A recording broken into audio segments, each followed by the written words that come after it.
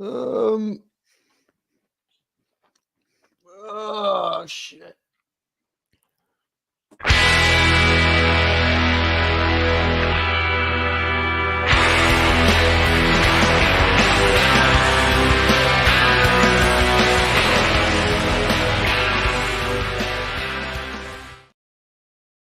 Welcome to Game of Nodes, a weekly podcast from independent validator teams. Once you check in, you can never leave.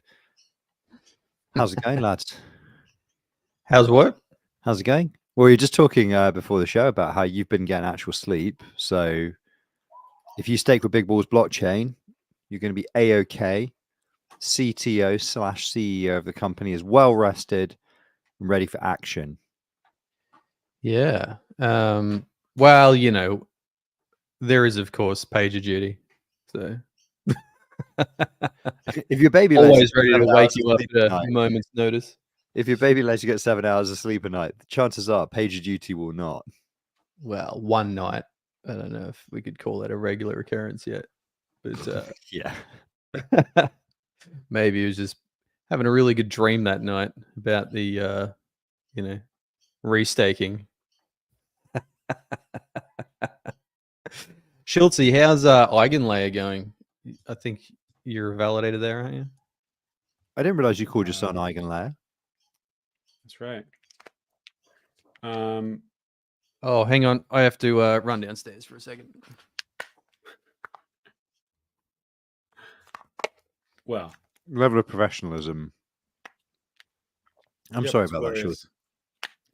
How is Eigenlayer going? I'm interested. I'm still here. I mean, it's not. Eigenlayer remains bullshit. Like, what is there to say?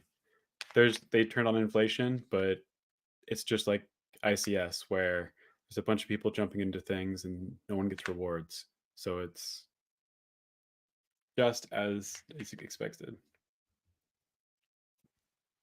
So, yeah. Okay, cool. Well, I mean, that was kind of predictable, wasn't it, in the end? Mm-hmm.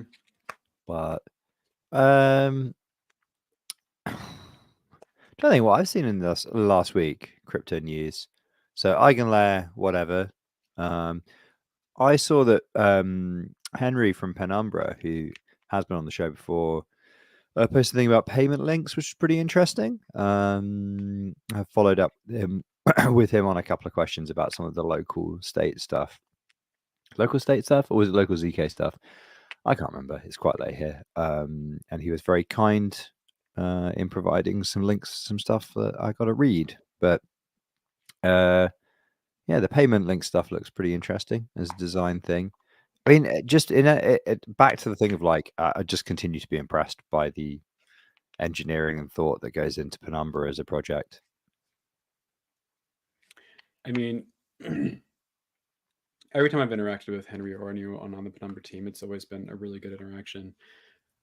Maybe more from my side than their side, because I'm always like blown away because they're really smart, but I have no idea what they're actually saying. So like, I'm like, wow, they're doing such cool things. I don't really know what's actually going on. Yeah, it do be a bit like that. So yeah. Null, to summarize, Null is now back from the toilet or wherever. Eigenlayer I had to let someone in the door. If you wanted to know, I don't have an automatically opening front door. I had to go down and open it. I feel like now I need more explanation. It's just a classic statement. Like someone was knocking on the door. I had to go down and open it to let them in. Okay. Yeah. What? Does that not happen at your house? It's just the wording's kind of strange. Like, it makes me wonder, like, there's like a delivery and you just kind of like let delivery people kind of let free reign, or is it? No, it's someone who's visiting. Okay, got it. That makes more sense. All right. Okay, sorry, a visitor came. I had to come and let them in. Got it. All right. Okay, it kind of seemed like some random fellow. It just popped in. Oh, you're knocking? In you come. Yeah. Yeah. Okay, so now we've established the idiomatically correct way of saying that you have a visitor in your house. The summary of the Eigenlayer question was, it remains bullshit, I believe. Yeah. Okay. All right. Well, yeah. I mean, having some discussions with like other networks and some protocols that are in development, like it comes up more often than you would think. They would say, "Oh, and at some point we're going to introduce restaking on Eigenlayer, so you'll need to have a validator there." And we're like, "Huh, all right, okay." Have you been witnessing the same But thing, Schultz? but why, other than Eigenlayer has lots of marketing?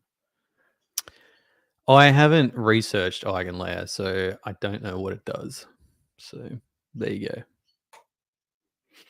go. So the problem is,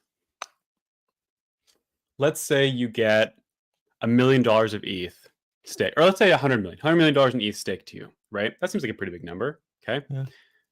You will be absolutely nothing compared to the top validators on Eigenlayer. And so you're going to get basically no rewards for it. So literally $100 million is like 0.01% of this restaked ETH. And so there's just not a lot of point to participate in it. So it's really only for the big boys.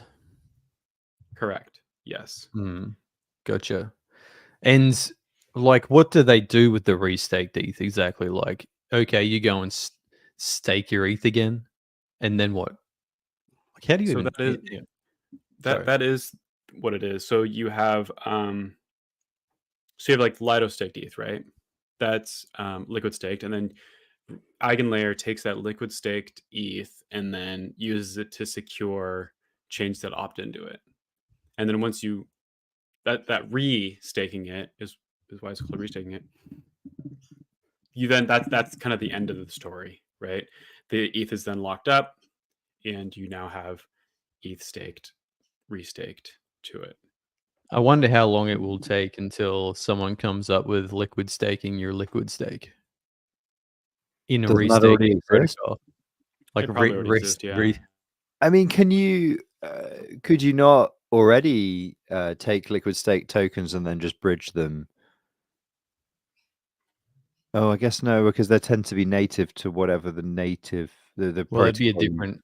That would be a different contract than the original. Yeah, because they're always additional derivatives, aren't they? So you'd have to create an additional derivative, and then there would be like, I guess, arbitrage between the two, the derivative of the derivative and the derivative of the no, wait. So there would be arbitrage between the original, the derivative, and the derivative of the derivative. Right? Arbitrage. Yeah. Arbitrage. You know, the word. Yeah. It's too much staking. It's too much restaking. Do you know it's like that scene in the in The Big Short where they're like where it's just like, well, what you do is you take a bunch of mortgage-backed securities and then you build them up into a package, and then you build a bunch of those up into a package, and then you take some of like the credit and you just swish it back around, and then what if you then like have an option on one of those things, and then you put that into a package? That would be pretty cool, huh? And like the extent, I can't even remember how silly it gets, but like when he's talking about all of the different derivatives that they offer, and the guy's like, "Are you actually insane?" And the guy's like, "No, this is pretty cool, huh?" That's kind of how I feel when people start talking about liquid staking. Like, I mean, it's basically like what Fortis, except yeah, they're trying to take themselves a little more seriously. it's the weird thing, isn't it? Like, I had like I shouldn't have been refreshed by it, but I was refreshed by it. I had an interaction at an event the other day, and excitingly for a fucking nerd like me that just has to go to academic stuff now occasionally just to be meat in the room, in the kind of just somebody with a name badge from my university, even though I'm a nobody, should be there from our department or our bit of the department, so that somebody is there and then can just tell everybody else what happened, basically. So okay, so I've drawn that short straw a couple of times. Anyway, I ended up talking to somebody who, because of Chatham House rules, I can't actually say who it was or what they did, but relatively serious organization and is relevant to a discussion in stable coins, I revealed that I worked as an engineer on blockchain and worked in blockchain, and they excused themselves from the conversation and walked away. It was amazing. It was amazing. They're like, "Oh, excuse me. I think there's only a few minutes left of the coffee break." I'm out. And there was like a group of several people, and they at me offering a thought as a representative of the blockchain industry in that moment, they excused themselves and left, and I was like, "Made it, lads." I don't know, That's like they weren't impolite about it or anything. I think it might genuinely just a bit of like they're like, who knows if there is about to be mention of criminality, but I'm out. Like I'm just fully out. I just this is a turn I didn't expect this conversation to take, and I'm going to politely excuse myself and go investigate a biscuit and maybe some coffee. But first of all, it's hilarious. Second of all, it was hilarious, and third of all, it reminded me very refreshingly how funny and stupid our industry is in a good way sometimes. And I was thinking, you know what? Actually, for all of the stuff I hate about crypto, I do like the fact that you can work in a space that makes people react like that because of the amount of nonsense that happens on a daily basis. And we're just trying to make a buck, trying to get our head around this bullshit, make a buck, not go to prison, right? And Well, the more ironic thing I found is that if you bring up this is like excluding conferences. When you go to conferences, it's like a different beast. But if you're like in everyday life and somehow crypto comes up, generally the person that brings it up is someone you don't want to talk to. And so guessing it probably holds true for the person you were talking to, where they're like, I'm going to excuse myself from this. If you're at a conference, everyone's talking crypto. So obviously you're talking crypto, right? Like, you're getting into. But if it's just some random person you're talking to, they're going to bring up Doge or Elon Musk or something like that. And you're just going to be like, oh, God. yeah, I kind of thought so in my slight defense, right, when it's an academic situation where it's discussion of payments regulation, and somebody has already mentioned stablecoins, I felt like maybe, because the problem is, like, if you're just like, if somebody's like, oh yeah, you're from which university? Okay, and are you tenure there? Like that kind of is the straightaway question. Everybody is bollock measuring. It's same as like any conference, anything like that. Like, people are always trying to, I guess also it's the UK class system and everything, right? People are always trying to measure where you sit in the pecking order and where they need to take you seriously, right? And I'm a PhD researcher, so you don't need to take me seriously. I am a fucking nobody, right? And I mean, I suppose that in a business setting and a fintech setting or whatever, I run a business described as categorized as a micro business, right? So you don't need to take me seriously there either, right? At all. There's really no scenario in my life in which I should be taken seriously now I think about it. But nevertheless, right? If you're in a situation like that and you're like, oh, I actually have something to add here, but I'm not a tenured academic. I'm just a PhD researcher. But my credibility on this subject rests on the fact that I've worked in this sector for like 4 years, and I've actually I've seen some shit, man. Like notwithstanding the fact that I actually actively research this stuff now. So I felt like I was able to chip in like the semi-grounded opinion, but it was funny. It was funny, beautiful, amazing to just get, because it was such a polite as well. It wasn't like, I've had some really rude interactions recently at like networking events and things where it's just people being rude because they judge that you're not useful to them or whatever, and they just like literally do the British equivalent of telling you to fuck off to your face, right? Which is you're like, okay, that's actually a bit rude. But this situation, it wasn't rude. It was the most deliberately unrude way of extricating yourself from immediately having to say a single other word. It was amazing. I love it. I love that kind of shit. Like, I grew up in the south of England, so anyway. But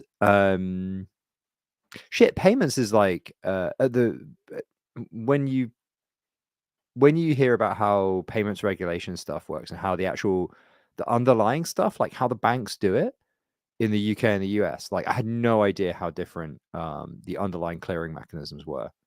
Like, again, fucking showing why you shouldn't really take me seriously on anything, because clearly I don't know anything. But it was really, really interesting, actually. I don't know if it's still the way it does it in the US, but when I worked at fintech 5 or so years ago, it was still horrible. It was still basically all manually done. Like, yeah, you're sending a transaction through a database, whatever, if you want to do a transfer on like Chase, but it all had to ultimately be done by hand. Yeah, And it was there's loads horrible. of so apparently the Aussies have relatively good systems and they modernized a lot of it, and that kind of came up several times. So We've well talked about it on this podcast before. well done, Null, because apparently I know that you were the driving force of that policy shift. So I did think frequently and hardly about how shit the banking system was all the way leading up until they fixed it. So what you're saying is that in a kind of occult magic sense, you may have used occult magic to influence the Australian government via kind of spectral means to change the law. Yeah, like I would sit there on the dunny, I'd think to myself, you know what? I can Toilet send an magic is the instant strongest message. type. I can text someone a message and they get it straight away. Why can I not text someone money and they get it straight away? Why do I have to wait a day? It's fucking bullshit. They just want the interest overnight. And then all of a sudden they fixed it. And I was like, well, ESP. There you go. Yeah, we have like faster payments in this country, which is for up to £1 million. We're supposed to clear within. Don't know what the SLA on it is. I think it's about 20 minutes is the outside, but typically it's a second. It used to be like fucking 3 days or some bullshit. Yeah. And It used to be I 3 days surmise that they before. only did that so they could keep that shit in a clearing account and get interest on it. I think it was because it was the same process for big payments as small payments.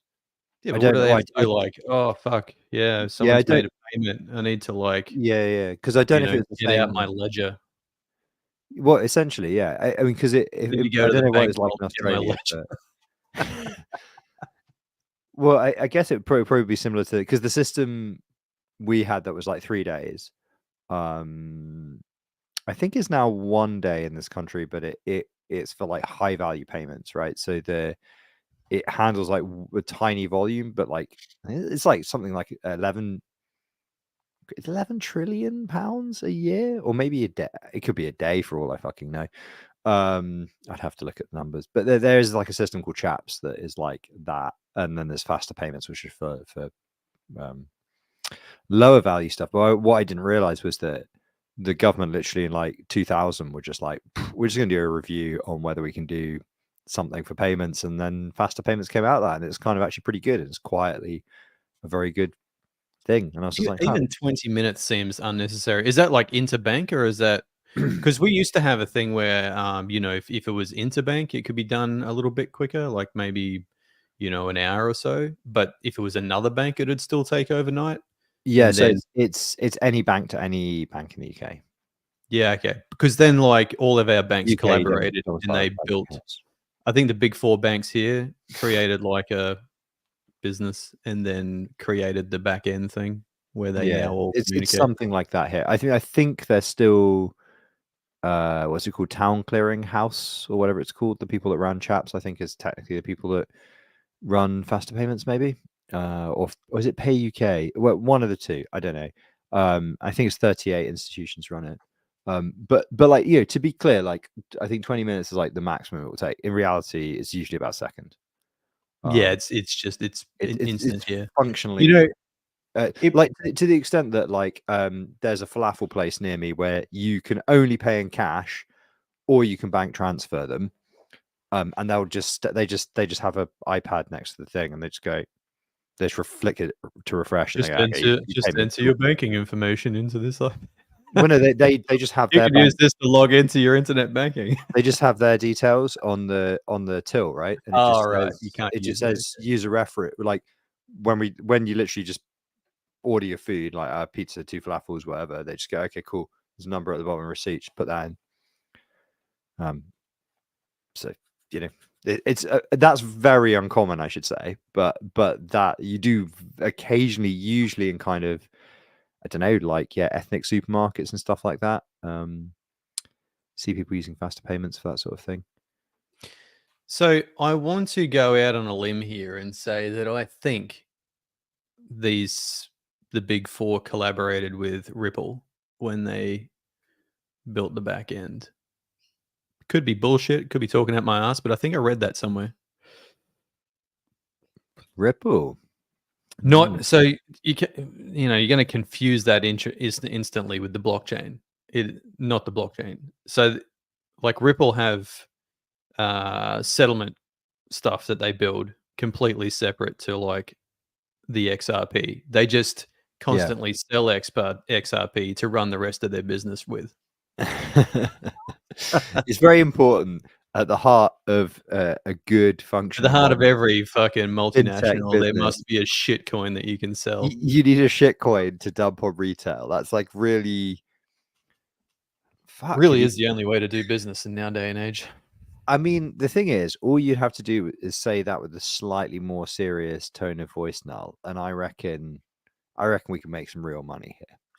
Look, I'm not trying to be the central bank manager here. All right, I'm just fucking musing out loud. Schultzy. Well, I mean, what's even better than that is one of our presidential candidates is doing that. They created a token that cannot be traded. What? Yay! Wait, what? Yeah, Trump created a it's called like World Coin or something like that, and it has like sending disabled. Trump's already been funding his bullshit with bullshit. Yes. Didn't like he sold NFTs. He fucking This one just came out though, and you can't send the tokens or trade them. So you buy it, and he's just selling them. Yes, he's just taking advantage of the election hype. Yeah. Fucking hell, that is ridiculous. I saw that. Did you see? I don't know. This could have even been commemorative coin, Schultzy. It's a commemorative coin. It's a very commemorative coin.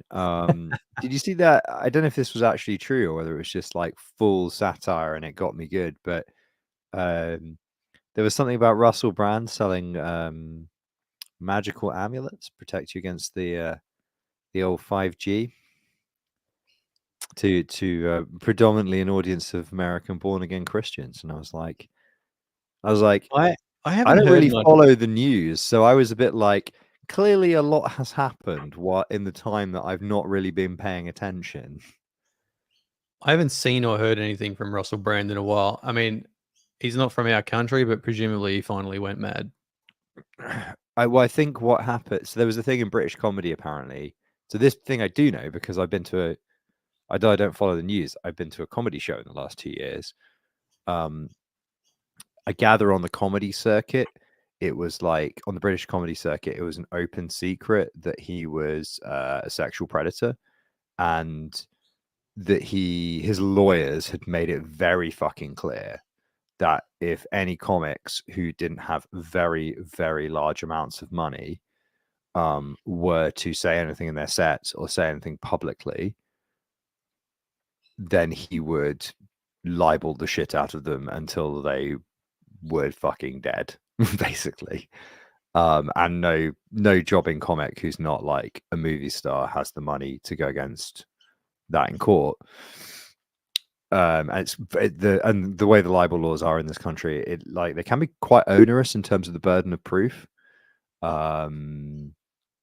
So yeah, but it actually, I think somebody came forward who was a victim, and then once that happens, I think it might have even been that somebody then mentioned there was something. There's a bunch of hacks you can get around the libel laws in this country. One of them you can do is you mention something in Parliament for discussion as a news item, and then after that, it's parliamentary privilege. All bets are off, man. You can report it. So like there have been. I'm pretty sure there was. Wait. So if you have something to bring up, you can be like, I'd like to bring to stand that Russell Brand is a sexual predator. Please discuss. So it's not. I don't think it's usually done quite that unsubtly, but I'm also pretty. But there are cases where a politician will just slip it in during parliamentary proceedings, because then it gets written down in the permanent record, and you have parliamentary privilege, meaning you can't be sued for libel, and then it can be reported by the newspapers. So at that point, whilst libel laws sort of still do apply in practice, it can be reported, so the effect is moot, right?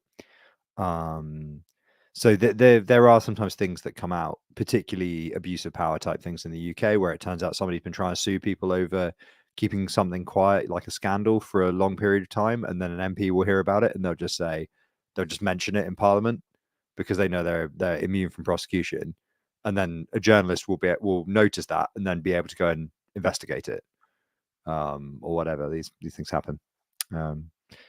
But I don't think that's how the Russell Brand thing came about. That like, can we all just acknowledge for a second, honourable gentlemen and ladies, that Russell Brand may or may not be a nonce? Yeah, rabble. Although to be fair, to be fair to a sexual predator, I don't even know why he said to be fair. I don't think he's a I don't think it was a nonce. I think he's just a garden variety sexual predator, which obviously, is there a hierarchy of bad? I don't even know. Yeah. So anyway, there you go. That's the thing. But it's interesting because there's basically, if you watch British comedy or like follow it or watch interviews with British comedians, like a bunch of them have there was like a Louis Theroux, I think, interview a little while ago. I want to say it was I think it was with the Canadian comedian Catherine Ryan, who's a bit hit and miss, but she did a good comedy show, I think, about a few years ago, like 2016 or something. Anyway, there's like a bit in the interview, and there's a couple of these floating around that you can find where something kind of gets mentioned, and Louis Theroux or the interviewer, depending on which interview you're thinking of, is like, "Oh yeah, so what's that about?" And they just go, "I'm literally not going to legally talk about that." And they're like, it's like massive step change in what was quite a casual conversation. It's like, what? It's just like, that would lead me to talking about an incident and an anecdote about somebody that I have no basis other than my own opinion and my own experience, and I do not want to fall afoul of British libel law, so I will stop talking about that now, and you can do your own investigations. And then the interviewer, like in all of these cases, would be like, "What the fuck?" But yeah, like nobody talked on the record about it for fucking ages. So yeah. Wild stuff. Wild stallions. The more I learn about British law, the more I realize why America exited stage left. Yeah, I mean, Britain's a pretty fucking weird place. Like, I mean, people genuinely think the royal family are more important than them, which is pretty crazy. Like, they were just born. But hey, you guys have a de facto aristocracy as well. I mean, like, people from who their parents were president, people are like, that seems reasonable. And it's like, that's called a monarchy. That's called a royal family. These guys all marry each other. It's just a monarchy by another name, I guess. I've always been curious why we're getting off topic, but I've always been curious why oligarchy is really only a word used for like Russian oligarchs. Whereas like Elon Musk should be considered an oligarch, right? Or maybe Buffett, because Buffett owns real estate. So why is it specifically Russia that has oligarchs, but it doesn't apply to other places? But that's like neither here nor there. That's just popping in. It can go away. Yeah. Okay. So no, it's hang on. I had looked this up previously. I just needed a quick refresher. It's an oligarchy because they are in the sphere of the president, and they are his friends who have become rich by being handed power to do business early on in the days. So the oligarchy is like a group, not a person. So it's like a blockchain interesting. versus it's not. So it's not like American capitalism is a concentration of wealth, but is still fundamentally a chaotic system on the whole, with some collusion. Whereas the Russian version of capitalism is like a blockchain, I think, is what Null's trying to say. An oligarchy in America would be like P. Diddy and Co.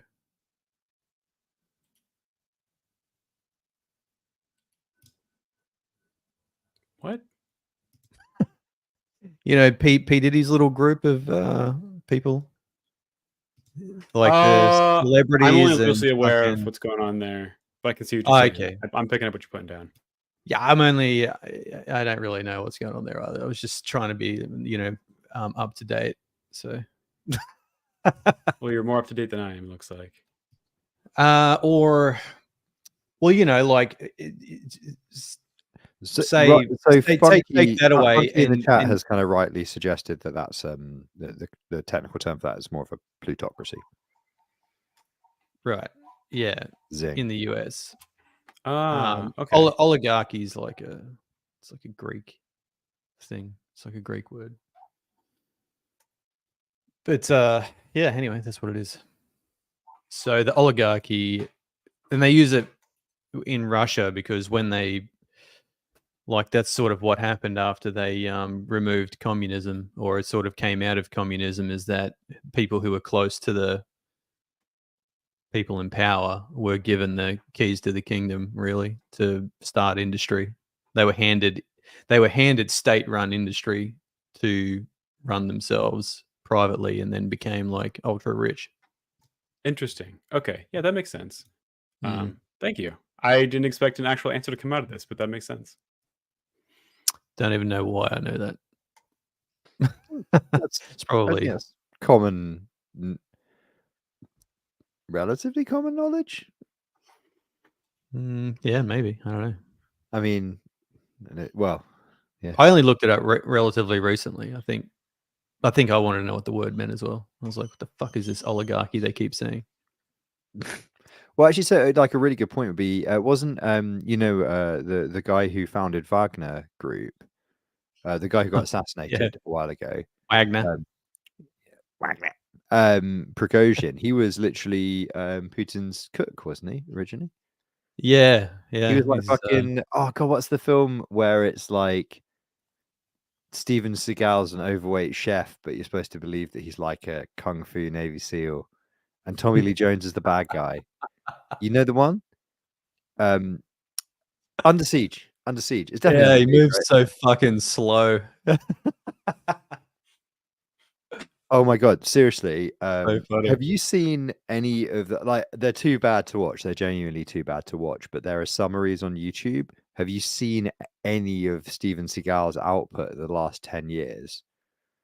It's fucking insane. Like, it's genuinely, like, not only is it conceptually mind-bending in terms of like the worldview required to make the films, but also like he is now,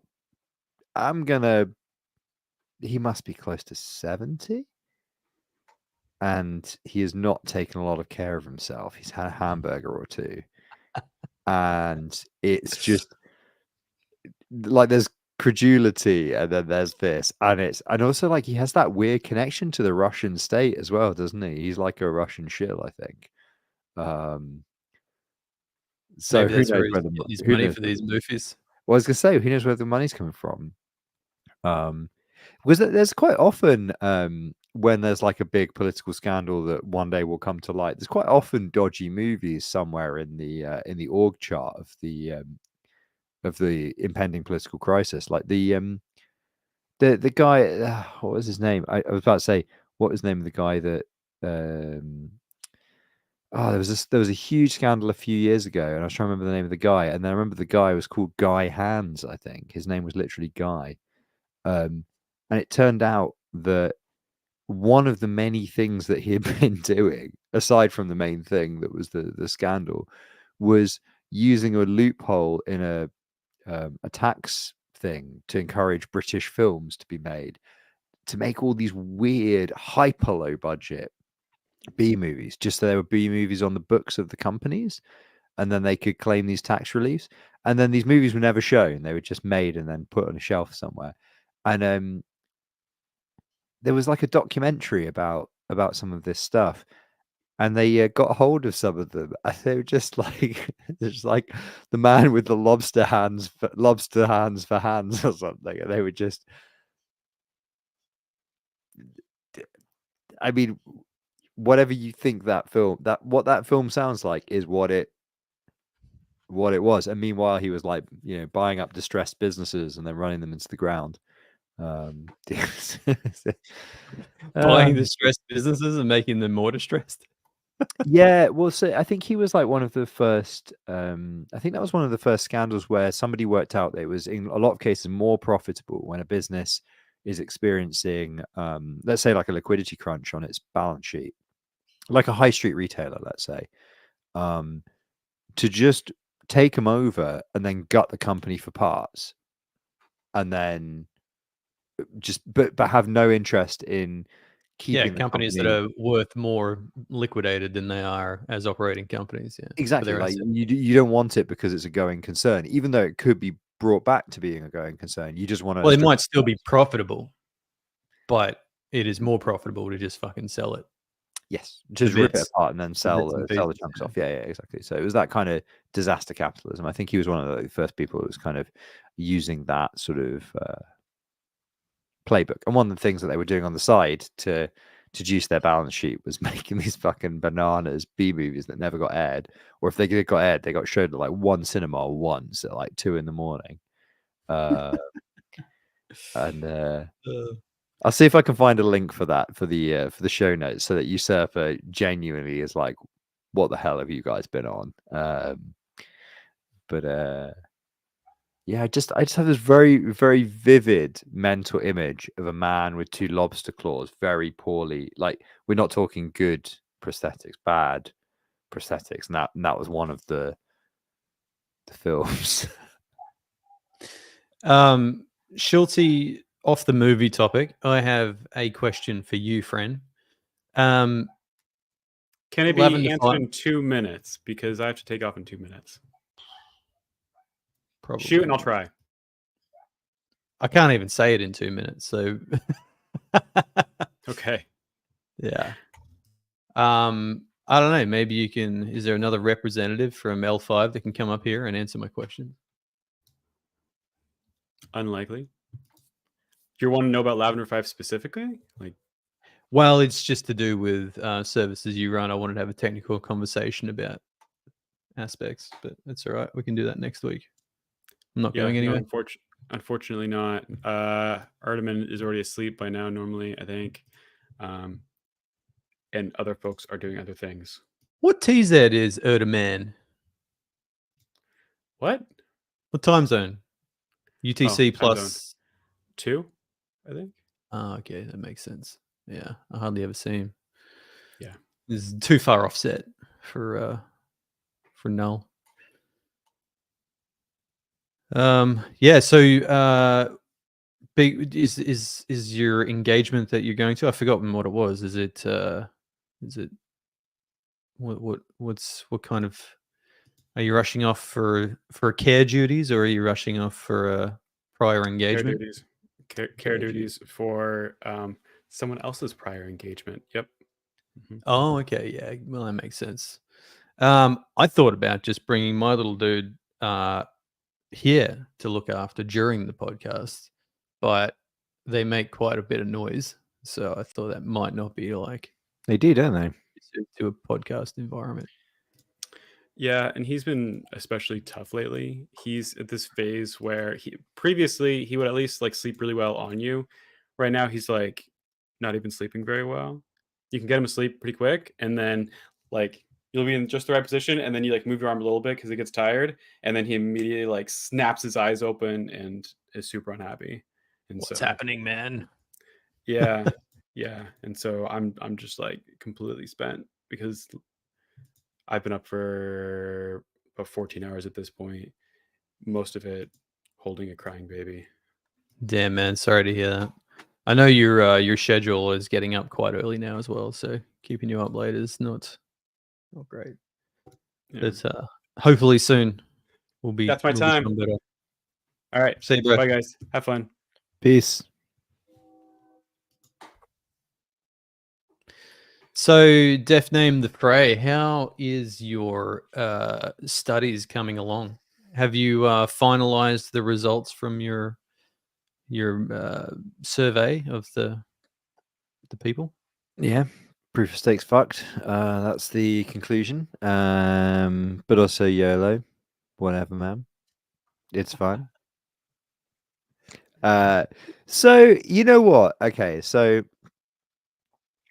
I think something very, very weird has happened, right? Which is that I think the experience of the Juno thing and Howl and all of that, and like working on Howl for nearly a year and writing like a lot of code and having to do a lot of legal stuff and everything, and then that all falling flat on its face because the chain was fucked and all this kind of shit. Like, whatever. I've gone over it a load of times, but I think it's taken a long period of time to like really like I don't know, like you can intellectually know something was a pain in the butt, took loads of time, took loads of mental energy, and then fucking ended up as nothing. And i.e. Juno. Albeit, didn't get as wrecked as some people did. And like, a lot of retail investors got seriously fucking wrecked by that whole mess, including Prop 16. And that's like a really shitty show. And I think that's like, it's a real drag. Like, I feel very, very bad about that because, like, however bad it was for people inside it who really had no control of the plane crashing into the mountain. And I think that includes all of us that worked on it, who weren't in Core 1. Like, yeah, at least for a time, I was getting paid by the chain or whatever. And, we did make some money out of the name service and blah, blah, blah. So it didn't leave with nothing. But it's taken like a really, really long time, I think, to get over, to kind of like move on from that or whatever. And I think like, I've consistently underestimated the point at which I've actually been over that and ready to re-engage with like crypto at all. And I think what's been interesting about this paper is that in some way, going through the process of having to itemize a bunch of failure modes that you might theorize about a certain type of technical structure to a distributed ledger, but also the incentives that govern it, and also like real world stuff, and also how validators operate, and how foundations operate, and how these people do or don't trust each other, or do or don't cooperate, or whatever. Like all that stuff combined, I think, weirdly has kind of brought me back around into the tent. Like, not, I wouldn't say like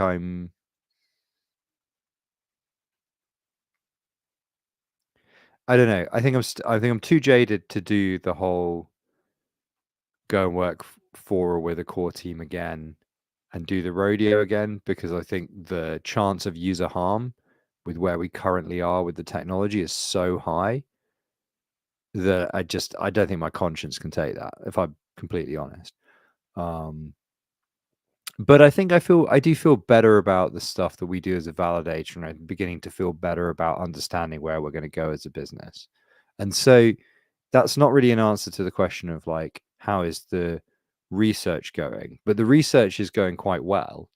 But I think what the research going well has ended up weirdly doing is making me feel better about, not only better, but I think meant I'm beginning to have more of an idea of where the business is going.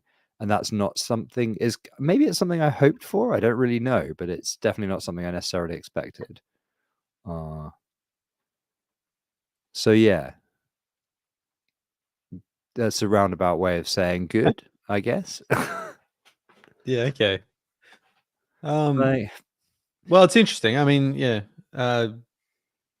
Usually, it's life that feeds into your research, and not the other way around, I guess. But interesting that you're finding some direction in your business as a result of well, learnings from research. but I think it's also like where research leads you, right? If you do research in a fintech context, in a financial computing context, in a computer science department, in a city which has one of the biggest financial services setups in the entire world, you just end up encountering more stuff in that space, right? Just by necessity. That's like where the department is aiming brain power for partnerships and blah blah blah. It's where the university is aiming stuff. It's where the city itself center of gravity is, right? And I think like for all the things that are wrong about the space we're in, and all of the fucking bullshit that means that when you're at a family event or a social event and somebody mentions crypto and you're just like, you roll your eyes, and then you remember you work in this space, but like that feeling where you're like, oh, just, oh god, like all the ways that crypto is cringe, I guess is what I'm getting at, because there are a bunch of ways in which it's quite cringe. You do realize that, like,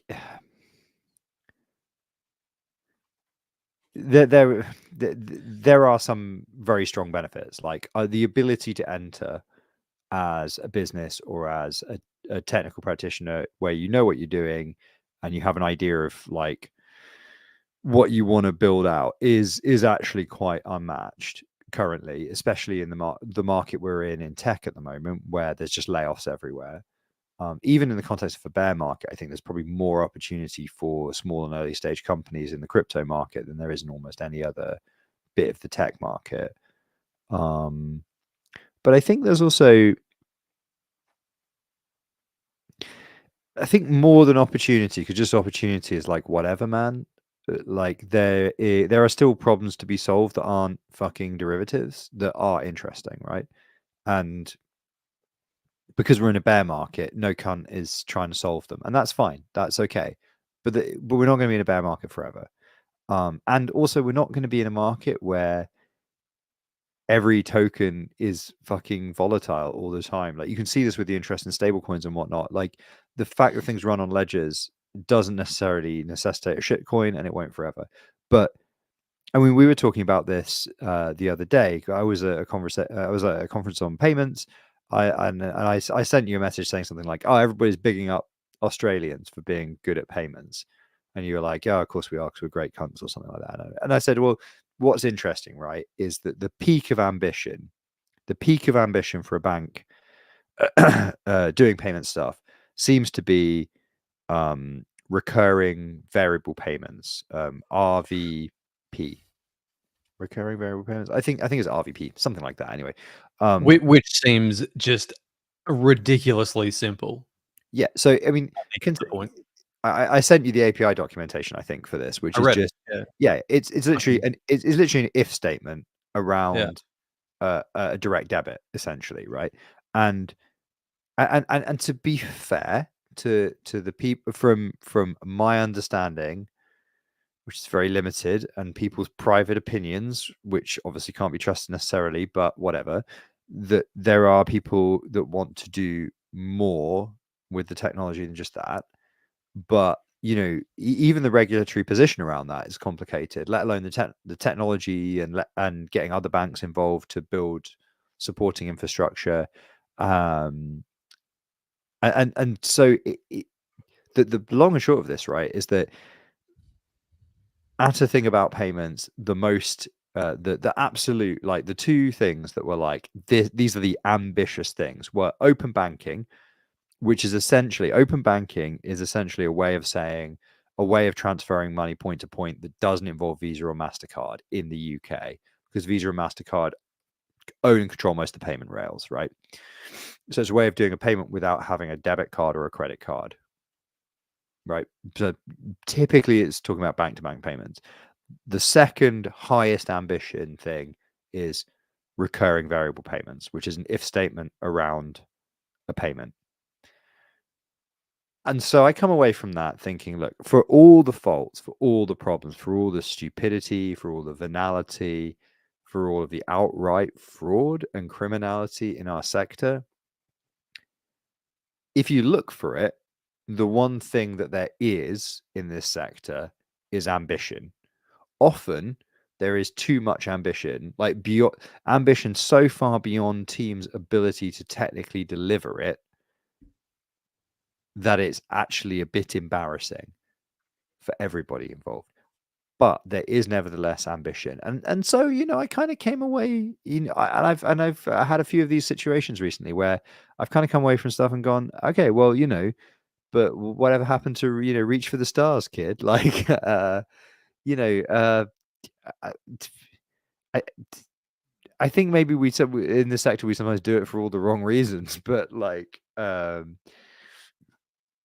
you know, maybe hit and hope, you know, written on a piece of A4 paper isn't a business plan. But like, I guess it's like you spend a little bit of time in the kind of traditional finance sector, and you kind of realize, well, that, yeah, especially in that kind of sublime to the ridiculous type contrast or comparison, right? You know, like you can end up feeling a bit more positive about all the shit that we do. Like in terms of like, fuck, something useful's got to come out of it, because at least things are being tried and things are really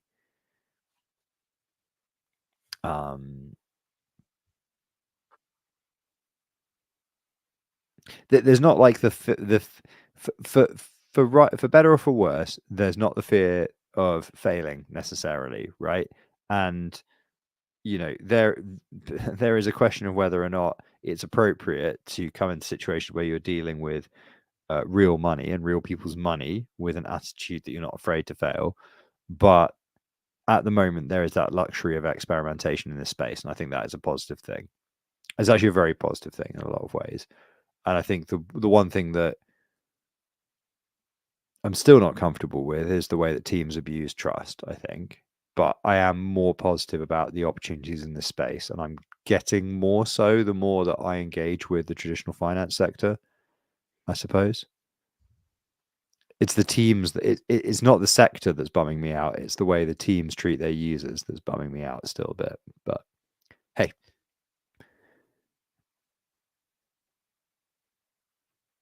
Hey. Yeah, I mean, what are you going to do? You know, like it's not within that's not within my control, man. That's yeah, I get it, but like the user space is also like quite often people coming into this industry are like, you know, have a get rich quick type of attitude as well. Like they're trying to, I'm not saying this is always the case, but a lot of times, you know, the users are here to try and, you know, use a system that is quite chaotic and broken in a way that they can make a quick profit. So sure, and I think they're 100% encouraged to do that. Like I think it's a two-way street. You're right, but I do think there is a little bit of there's like an asymmetry at play where, you know, if a normal rank and file user gets wrecked for $1,000, for a lot of people, for most people, that is a lot of money. And like for a foundation and for some of the people that are kind of at the top of this food chain, in this industry, that would be chicken feed. And I think there is a little bit of I think my caution over user harm is that we are in a space kind of politically and economically where people are, the fact that get rich schemes are in not just in crypto but throughout the economy, and that's always been the case, but the density and intensity at the moment speaks to a kind of,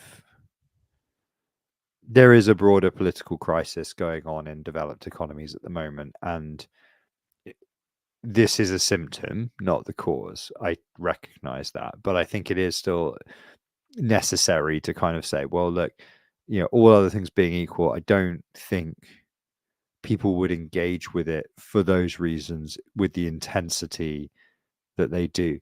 Perhaps that's naive of me, but I think there is opportunism from both sides, but I think the power dynamic is highly asymmetrical. And I don't think, I think that a lot of that kind of that ends up being a wealth transfer effectively to the people at the top of these projects. Like it's difficult. I just don't. I think it's problematic, right? well, I mean, if you take a deep look at any project in crypto at all, including Bitcoin, every asset is speculative at the moment. There's like, if this was traditional finance, you would say every asset is speculative. There's no technical fundamentals behind any of them really, that are going to guarantee or even have a high chance of providing a return at the rate of investment. So, but also like it is it's kind of a reflection of our traditional finance markets anyway. Like in share trading and stuff like that. It's those markets are used as well by people who need to raise capital um, to build things, and they are not necessarily always going to turn a profit for the people investing in them either.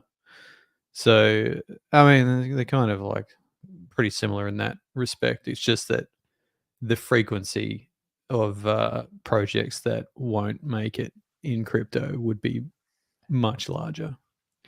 Yeah, but so I think it's the point of like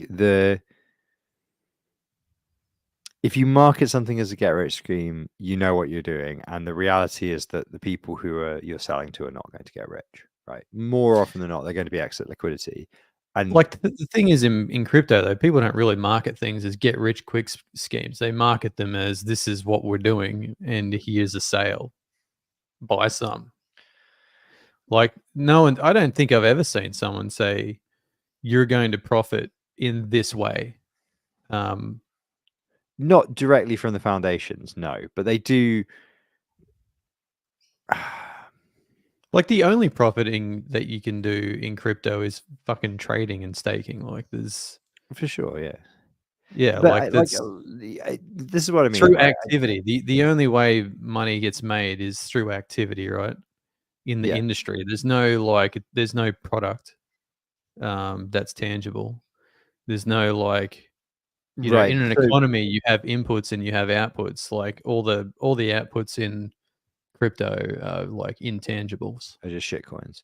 But this is my point, right?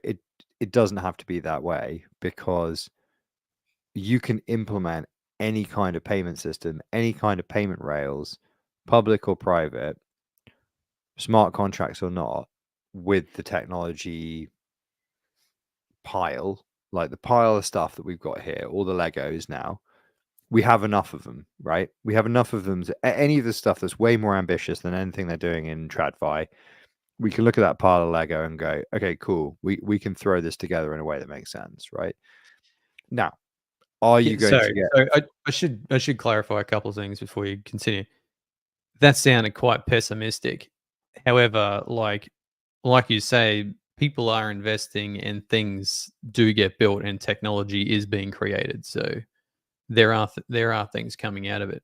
And like you say, there is a big pile of different technologies all over the place now in crypto that can be deployed to actually do something IRL if people, you know, if the regulators and stuff could catch up to that and be able to allow implementation of that. Well, but this is the thing. The regulators allow it right now in a lot of jurisdictions. In most jurisdictions, if you want to do something, you can do it. The point is that nobody's buying, right? The point is that real serious. But it can't have the like it needs to be a back end thing. It can't have the